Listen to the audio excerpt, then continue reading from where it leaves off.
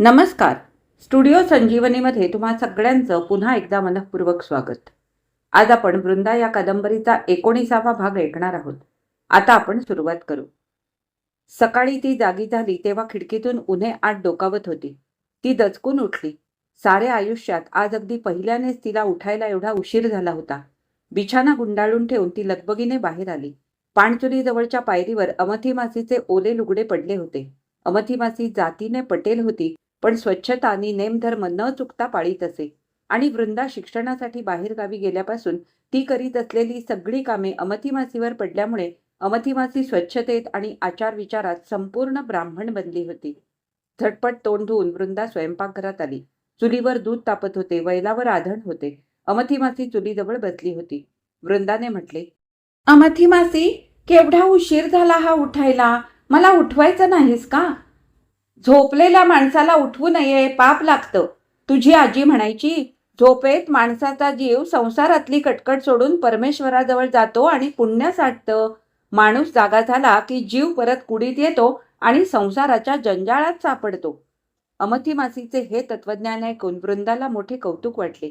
बाकी ज्या बाईची सारी हयात मंदिरात गेली, 24 तास आध्यात्मिक वातावरणात जिचे आयुष्य गेले, त्या बाईच्या तोंडून असले तत्वज्ञानी विचार बाहेर पडायचे.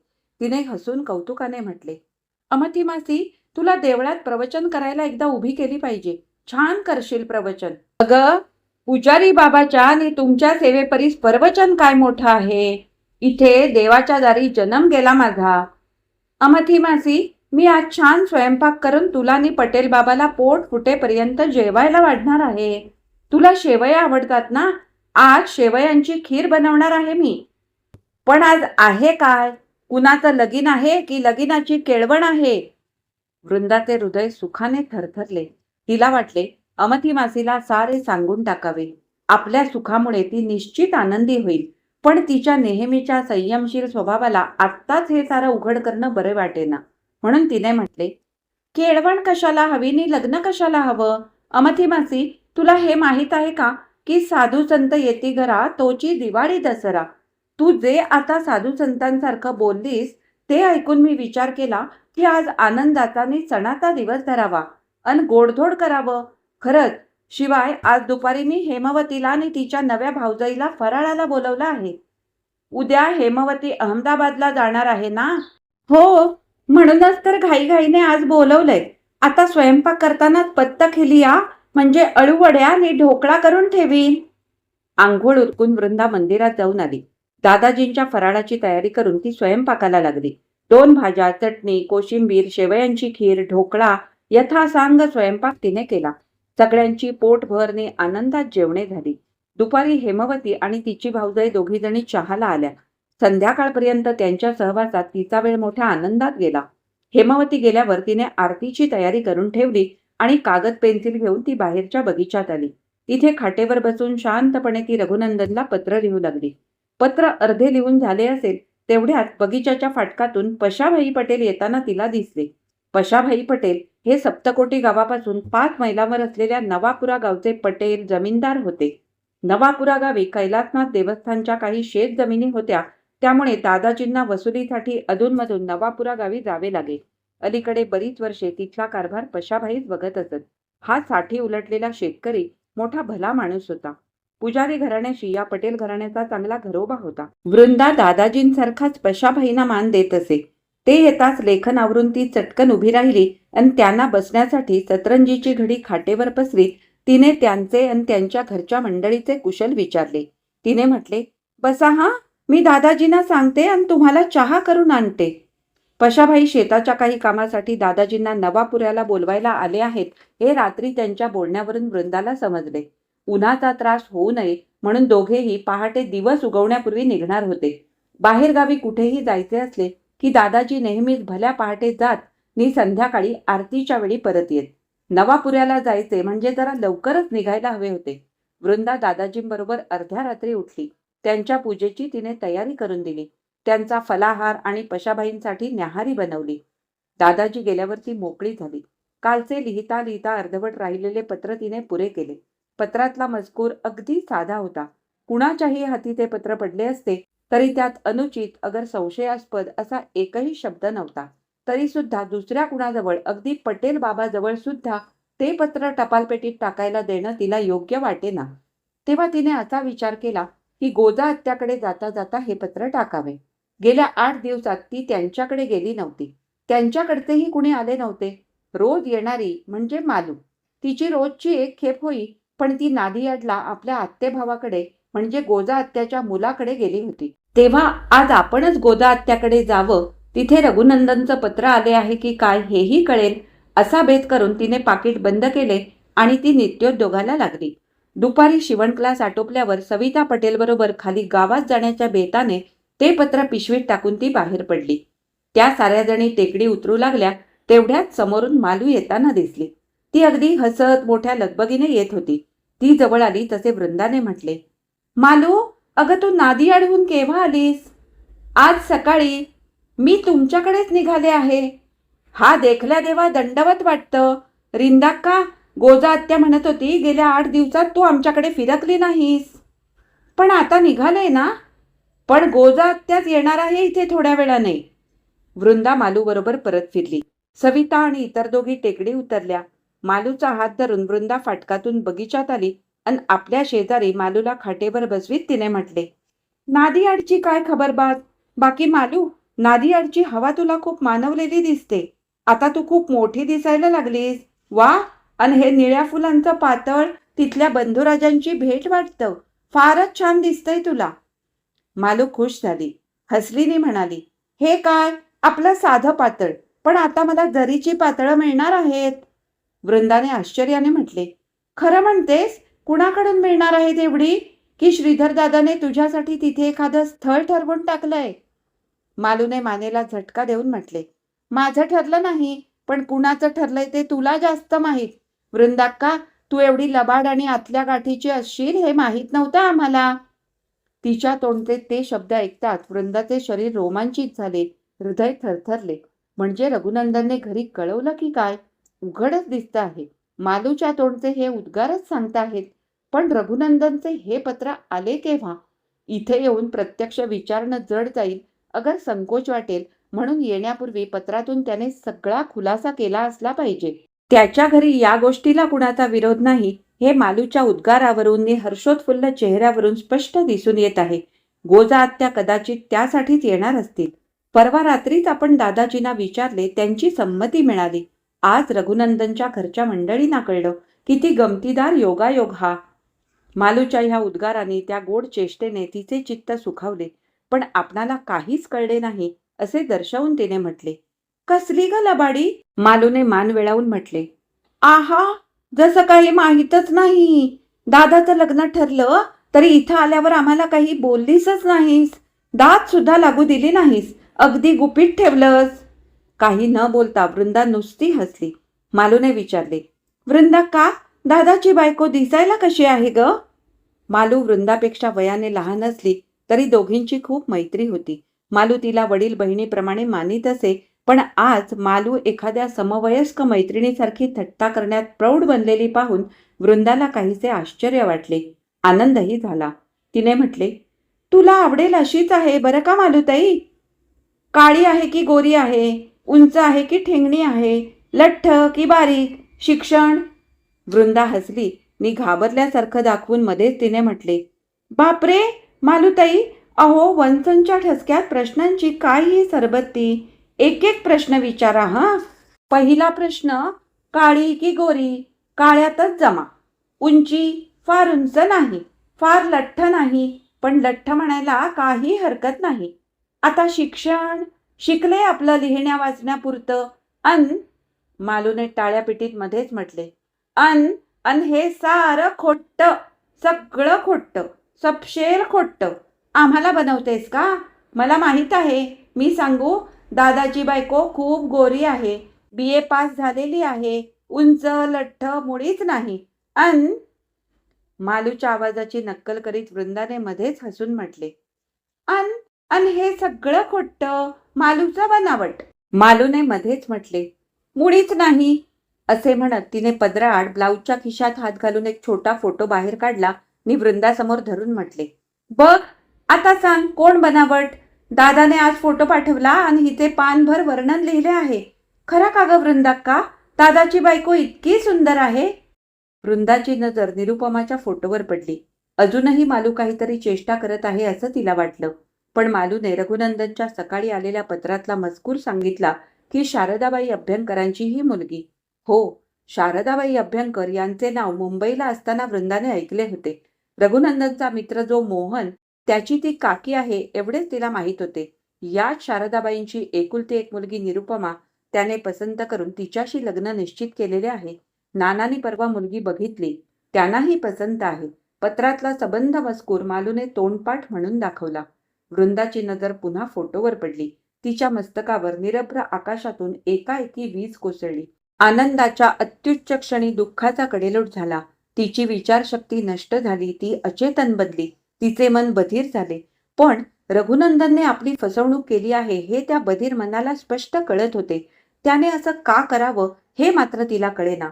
ती दगडासारखी निश्चल बसलेली पाहून आणि तिचा चेहरा एकाएकी पांढरा फटफटीत पडलेला पाहून मालू एकदम घाबरली. वृंदाच्या खांद्यावर हात ठेवून तिला हलवीत मालूने म्हटले, वृंदाक्का, वृंदाक्का, काय झालं ग? असं काय करतेस? तिच्या उद्गाराने म्हणण्यापेक्षा तिच्या हलवण्यामुळे वृंदा एकदम भानावर आली. उफाळून आलेल्या साऱ्या भावना, गोंधळलेले सारे विचार तिने आपल्या भग्न हृदयाच्या तळाशी लपवले. त्या अकल्पित दारुण दुःखाचे जहरी विष मुकाट्याने गिळून टाकले. चेहरा हसरा केला नि डोळ्यांची उघडचाप करण्याचे नाटक करीत तिने म्हटले, अगं, हा फोटो बघून माझे डोळे एकदम इतके दिपले की मला मूर्छा येते की काय असं वाटू लागलं. फारच छान आलाय फोटो हा.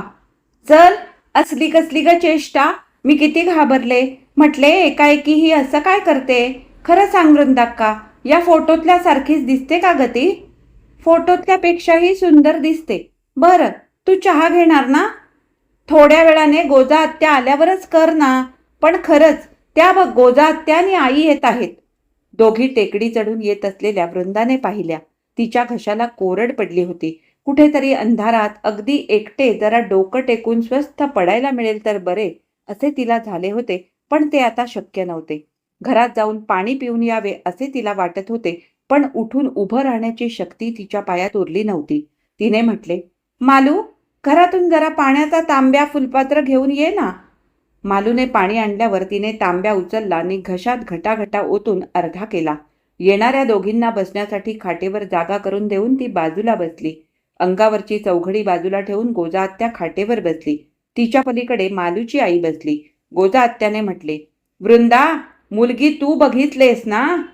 वृंदाने आवंढा गिळून हसत मुखाने म्हटले, बघितले तर, माझ्या माहितीतलीच आहे. रघुनंदनने खूप वर्णन केलंय. हे वाच त्याचं पत्र. त्याने नावाजली आहे, पण तशी त्याला योग्य आहे ना? पुढ्यात टाकलेल्या पत्राकडे न पाहता वृंदाने हसत मुद्रा कायम ठेवून म्हटले, त्याला योग्य अशीच आहे. सुंदर, गुणी, मोठ्या घराण्यातली, शिकलेली. मग बरं झालं बाई, तुझ्या तोंडून खात्रीचं ऐकलं. आता काळजी नाही. बाकी माझा रघुनंदन तसा काही गैर करायचा नाही. नानांचं उद्या सविस्तर पत्र येईल असं त्याने आजच्या या पत्रात लिहिलंय. रघुनंदनच्या पत्रातला मजकूर पुन्हा एकदा गोजा आत्याने आपल्या स्वभावाप्रमाणे खुलवून सांगितला. त्यांचे बोलणे खुंटत नव्हते. ते शब्द, त्यातला शब्द वृंदाच्या हृदयाला असंख्य भाल्याप्रमाणे टोचत होते. पण शरपंजरी पडलेल्या भीष्माच्या धैर्याने, शांतीने आणि संयमाने ती ते सारे हसत मुखाने, मुकाट्याने शोषित होती. नुसतेच शोषित नव्हती, तर त्या आनंदात आपणही भाग घेतला असे दर्शवण्यासाठी त्या बोलण्याला उत्तेजन देत होती. शेवटी संध्याकाळी तिघी गेल्या आणि त्या वैराण बागेत वृंदा एकटी उरली. गेल्या 4 तासात जे घडले ते खरंच घडले की आपणाला एखादे भयानक स्वप्न पडले हे तिला कळेना. रघुनंदनने अशी क्रूर प्रतारणा का करावी हे तिच्या लक्षात येईना. अलीकडे बदललेल्या त्याच्या वर्तनाचा खरा अर्थ आता तिला कळू लागला. हळूहळू स्पष्ट होऊ लागला. पण त्याने तसे उघड सांगितले असते तर आपण त्याला कधीही प्रतिबंध केला नसता. 3.5 वर्षांपूर्वी तो जसा एकाएकी अनपेक्षितपणे आपल्या जीवनात आला, तसा आज एकाएकी न सांगता निघून गेला. लहानपणी लग्नानंतर वैधव्य आले. आता लग्न होण्यापूर्वी आले. त्यावेळी त्या वैधव्याचा अर्थ कळला नव्हता.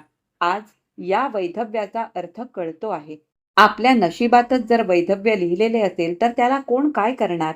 पण दुःखच एवढे की रघुनंदनने असे फसवायला नको होते. खरे सांगायला हवे होते. तो अविचारी आहे हे आपणाला माहीत आहे. त्याच्या ठायी निष्ठेचा इतका संपूर्ण अभाव आहे याची स्वप्नातही आपणाला कधी कल्पना आली नाही. जाऊ दे. आपल्या नशिबात जर दुःखच लिहिलेले असेल तर त्याला दोष देण्यात काय अर्थ आहे? अन दोष देऊन तरी उपयोग काय? होणारी गोष्ट टाळता येत नाही. गेल्या 3.5 वर्षातला जीवन चित्रपट तिच्या नजरेसमोर उभा राहिला. गडद अंधाऱ्या रात्री आकाशात चांदण्या चमकाव्या तसे निराश दुःखाने काजळलेल्या मनात त्याच्या उत्कट प्रीतीचे बोल, उत्कट भावनाविष्कार, अनेक स्मृतिप्रसंग उजळले आणि दुसऱ्याच क्षणी उल्कापातासारखे निखळून पडले. भावी आयुष्याचे रचलेले बेत जळून खाक झाले. जीवनकथेचा एक अध्याय, एक पर्व संपले. आता दुसरं नवीन पर्व सुरू होणार. दादाजींना परवा रात्री आपण सांगितलं अन आज हा प्रसंग. दैवाचा किती क्रूर खेळ हा.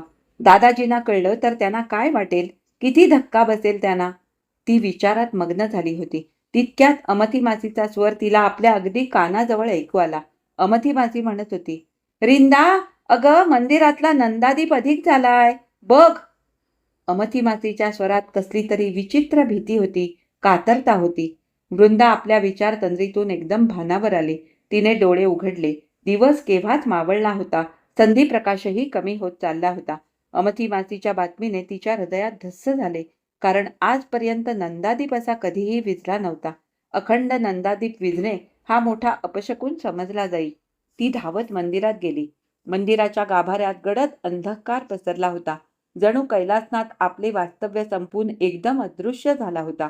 वृंदाने बाहेरच्या कोनाड्यातली काडी पेटी घेतली आणि काडी ओढून ती गाभाऱ्यात गेली. नंदादीपात एक थेंबही तेल नव्हते. वात संपूर्ण जळून जाऊन त्या जागी काजळीची रेघ शिल्लक राहिली होती. तत्क्षणी तिच्या लक्षात आले की आज सकाळी दादाजी गेल्यापासून आपण मंदिरात आलो नाही. नंदादीपात दिवसातून 2दा तेल घालावे लागते. दुपारीही आपण विसरलो. छे, ही अशी चूक, असं विस्मरण आतापर्यंत आपणाला कधी झालं नव्हतं. कितीही काम असलं तरी नंदादीपात तेल घालायला आपण विसरत नाही.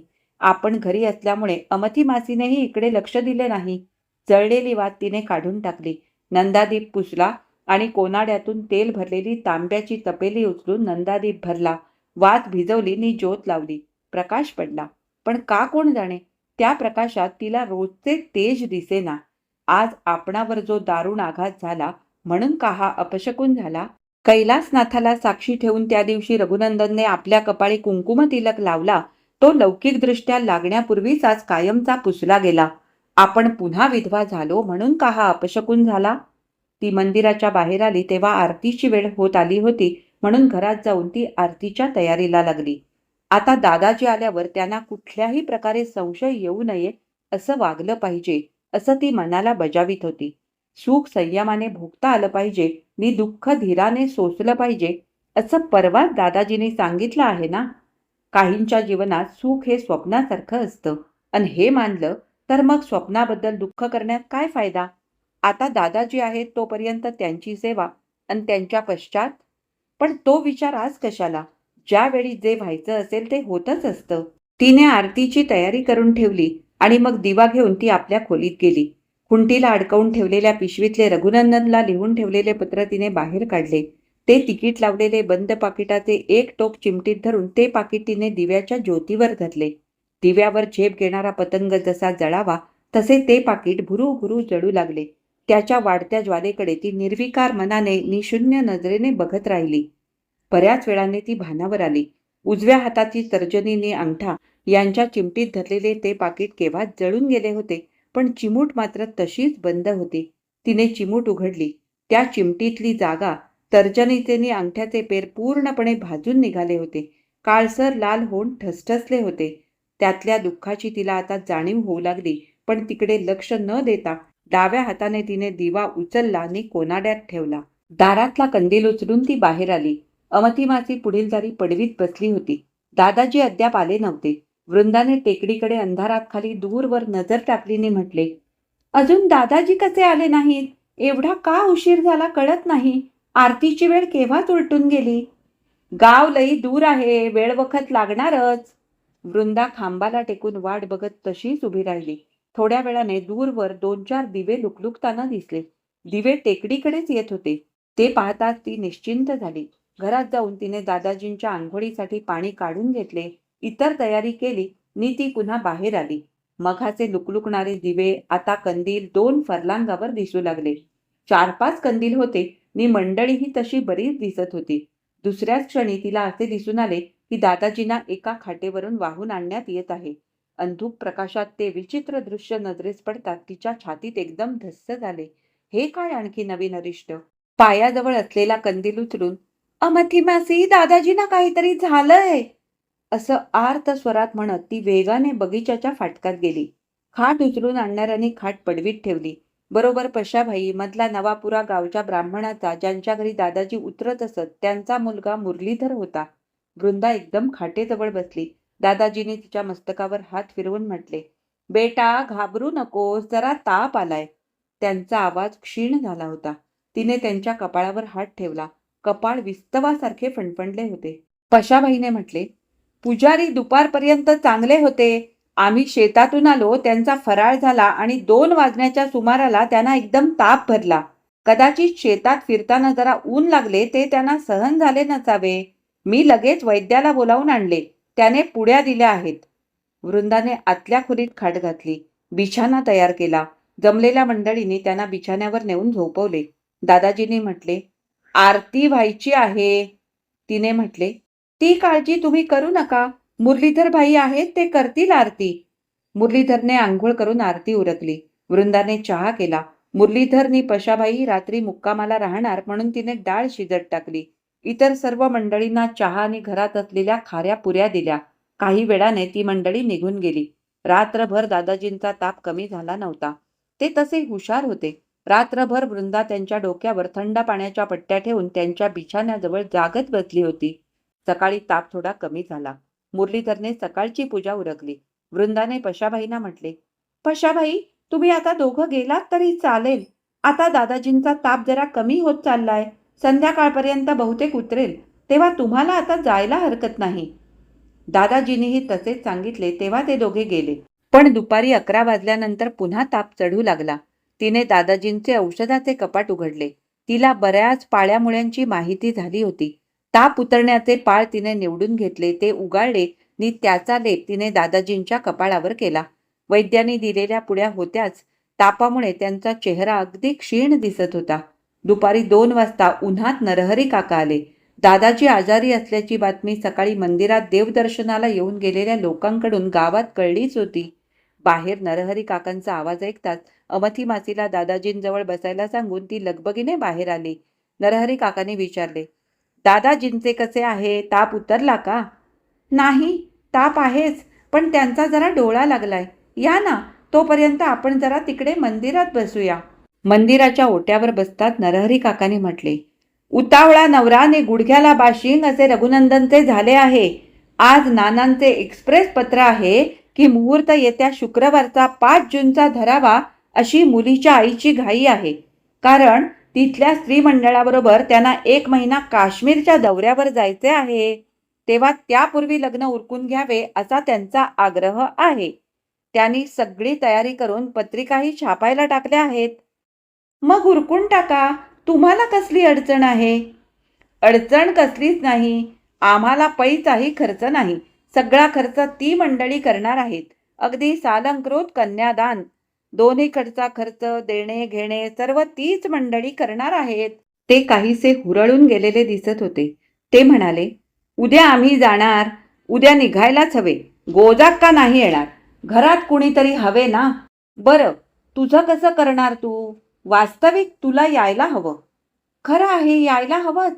पण याच वेळी दादाजी तापाने पडलेत. कशी येऊ मी?" "ही अडचण दिसतेच आहे. अशा स्थितीत त्यांना सोडून येणं बरं नाही. बाकी हे लग्न म्हणजे सुधारकी थाटाचे, म्हणजे लग्नाचा आपला फार्स असणार. मुंबईतली लग्ने 2 तासात आटोपतात. आम्ही मुलाचे आईबाप इथून पाहुण्यासारखे जाणार आणि अक्षता टाकून परत येणार. मुलाच्या लग्नाच्या बाबतीत बापाचा सल्ला घ्यायला हवा असे त्याच्या आजोबांना वाटत नाही. लहानपणापासून त्यांनी पाळलाय तेव्हा त्यांचा हक्क जास्त." नरहरी काकांच्या बोलण्यात नेहमीच हा विषाद प्रकट होत असे. त्यांच्याशी चर्चा करण्याच्या मनस्थितीत ती नव्हती. तिने म्हटले, "मुलांच्या सुखात मोठ्या माणसाने आनंद मानला पाहिजे." हो हो, ते खरंच आहे. बरं चल, उद्याची जाण्याची तयारी करायची आहे. दादाजी जागे झाले का बघ, म्हणजे 2 मिनिटे त्यांच्याजवळ बसून त्यांचा निरोप घेऊन जातो. हो, थोडा वेळ त्यांच्याजवळ बसला तर त्यांनाही तितकं बरं वाटेल. पण नरहरी काका, हे बघा, रघुनंदन भाईच्या लग्नाचं त्यांना इतक्यात सांगू नका. कारण तापातल्या माणसाला हर्ष होणारी बातमी एकदम सांगू नये. उद्या त्यांचा ताप उतरला की मी सांगेन त्यांना. बघा हं, चुकून सुद्धा बोलू नका. उद्या तुम्ही मुंबईला जाणार हे सुद्धा बोलू नका. वृंदाचे म्हणणे त्यांना पटले. ते खोलीत गेले तेव्हा दादाजी तापाच्या ग्लानीत होते, पण जागेच होते. नरहरी काका थोडा वेळ त्यांच्याजवळ बसले आणि मग गेले. 4 वाजता गोजाआत्यांनी मालूची आई आली. त्यांनाही वृंदाने तेच सांगितले. त्या दोघी दादाजींच्या खोलीतून बाहेर पडेपर्यंत ती डोळ्यात तेल घालून तिथे उभी राहिली. संध्याकाळ होऊ लागली तसा दादाजींचा ताप उतरण्याऐवजी चढू लागला. गावातले वैद्य येऊन त्यांनी त्यांची प्रकृती तपासली आणि गोळ्यांनी पुड्या दिल्या. रात्र सरली पण दादाजींचा ताप हटला नाही. गावातले लोक समाचाराला येत आपापल्या परी उपाय सुचवीत, पण कुठच्याच उपायाला तापाने जुमानले नाही. त्यांच्या सेवेला गावातली मंडळी आळीपाळीने येऊन बसत. रात्रीही बाहेर पडवीत एक दोघे झोपत. गुरुवार उजाडला. तापाचा 4था दिवस सुरू झाला. पण तापाचं मान कमी होण्याचे लक्षण दिसेना. उद्यापर्यंत ताप कमी झाला नाही तर चांदपूरहून किंवा मियागामहून डॉक्टर आणायचा असे वैद्याने ठरवले. त्यांची शक्ती हळूहळू क्षीण होत चालली होती. ते तापाच्या ग्लानीत असत पण पूर्ण भानावर होते. वृंदा अहोरात्र त्यांच्याजवळ बसून होती. तिच्या साऱ्या आयुष्यात दादाजी कधी आजारी पडले नव्हते. तिने कुणाचे दुखणे बघितले नव्हते. त्यामुळे हा प्रसंग तिला असह्य वाटू लागला. पण हा बोजा हलका करायला दुसरे कुणीही नव्हते. आपले भवितव्य तिला दिसू लागले होते. आशेचे किरण मावळत चालले होते. दुपारी ती दादाजींजवळ एकटीच होती. दादाजींनी तापाच्या ग्लानीत मध्येच डोळे उघडलेने विचारले, रघुनंदन आला, केव्हा येणार? हा प्रश्न गेल्या 2 दिवसात त्यांनी 5व्यांदा विचारला होता. दरवेळी ती म्हणे, येईल, 1-2 दिवसात येईल. तेच उत्तर तिने त्यांना आताही दिले. तू त्याला तार कर, नरहरीला तार करायला सांग. नरहरीला बोलाव, मी त्याला सगळे सांगतो. वृंदाने आवंडा गिळलाने म्हटले, नरहरी काका गावाला गेलेत, 1-2 दिवसात येतील. पण मी रघुनंदनला तार करते. तुम्ही आता बोलण्याचे श्रम घेऊ नका, स्वस्थ पडून राहा. संध्याकाळी ताप जरा कमी झाला. मध्यरात्री त्यांचा जरा डोळा लागला म्हणून अमथी मासी बाहेर दाराशी झोपली. आलेले दोघे जण बाहेर पडवीत झोपले. वृंदा दादाजींच्या खाटेजवळ खाली सतरंजीवर थोडा वेळ पडली. पहाटे केव्हा तरी त्यांच्या हाकेने ती जागी झाली. बेटा, पाणी देतेस? झटकन तिने त्यांना हलकेच पाणी पाजले. त्यांचा चेहरा काहीसा टवटवीत दिसू लागला. त्यांनी म्हटले, बेटा, रघुनंदन भेटला असता म्हणजे? भेटेल दादाजी. म्हटले, तुम्हाला बोलण्याचे श्रम होत आहेत, तुम्ही बोलू नका. तिचे बोलणे त्यांच्या कानी पडले नसावे. त्यांनी म्हटले, रघुनंदन भेटला असता म्हणजे माझ्या हाताने तुला सोपवली असती, दोघांना आशीर्वाद दिला असता. विचलित होणाऱ्या हृदयावर पत्थर ठेवून तिने शांत स्वरात म्हटले, दादाजी, तुम्ही स्वस्थ पडा, माझी बिलकुल काळजी करू नका. तुम्ही दोघे आनंदात राहा, सुखी व्हा. दादाजींच्या या निर्वानिर्वीचा अर्थ ती समजली. महत् प्रयासाने बनवलेला भग्न हृदयाचा पत्थर पाझरला. डोळ्यातून अश्रुप्रवाह वाहू लागला. तरी सुद्धा शक्यतो संयम राखीत आवंढा गिळून सद्गदित स्वरात तिने म्हटले, दादाजी, तुमच्या आशीर्वादाने, तुमच्या पुण्याईने मी आनंदात राहीन. तुम्ही मन शांत ठेवा, निश्चिंत राहा. त्यांच्या चेहऱ्यावर समाधानी स्मित झळकले. त्यांनी आवंढा गिळला. पदराने आपले डोळे पुसून न बोलता वृंदाने त्यांच्या ओठाशी पाण्याचा पेला धरला. त्यांनी तोंड उघडले, एक घोट घेतला नि ओठ मिटले, डोळे मिटले. 1-2 मिनिटे तशीच गेली. ते आता थोडा वेळ शांत पडतील म्हणून ती बाजूला झाली. तेवढ्यात त्यांनी डोळे ताठ उघडले, मान उचलली नि म्हटले, कैलासनाथ, कैलासनाथ, कैलासनाथ. ओम हर ओम, हर हर ओम, हर ओम, हर ओम, हर ओम. शांती, शांती, शांती. मंदिराच्या गाभाऱ्यात घुमावा तसा तो आवाज त्यांच्या क्षीण गळ्यातला नेहमीचा खणखणीत आवाज आसमंतात घुमला.